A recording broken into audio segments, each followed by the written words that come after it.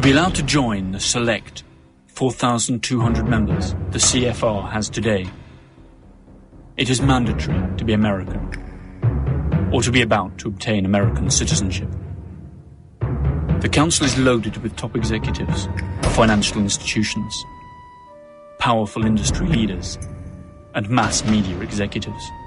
Academics and scholars, high-ranking military personnel, politicians, public officers, deans of universities, and research centres are also welcome.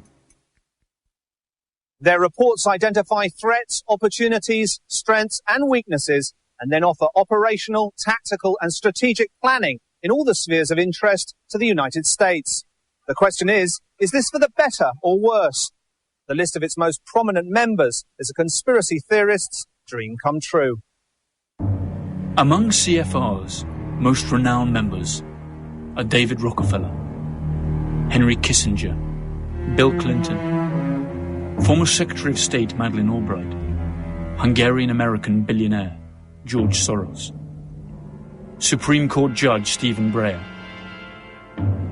Low CBS Network's President Lawrence A. Tisch, former US Secretary of State General Colin Powell, General Electric's former chairman and CEO Jack Welch, current US Secretary of State Condoleezza Rice, W. Thomas Johnson, President of CNN, and Katharine Graham, President of the Washington Post, Newsweek, International Herald Tribune Group. That's not to mention Alan Welsh Dulles, founding father of the CIA, and banker Paul Moritz Warburg, who was born in Germany and emigrated to the United States, where in 1913 he drew up and promoted the legislation that would create the Federal Reserve Bank. This is the American Central Bank, whose capital is not public, as would normally be expected, but is instead in the hands of private banks.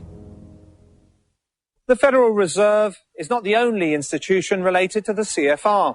The International Monetary Fund behind me and the World Bank close by were both created by CFR members.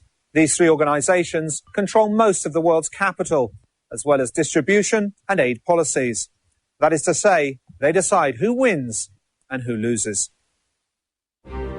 Both the IMF and the World Bank have come in for some heavy criticism over many years for their lousy management of world crises, when instead of acting like last resort moneylenders, as their mission states, they became involved in dictating the macroeconomic policies of deeply indebted nations, drowning them in more and more debt. This policy had catastrophic results for countries such as Brazil, Argentina, Turkey, and Mexico.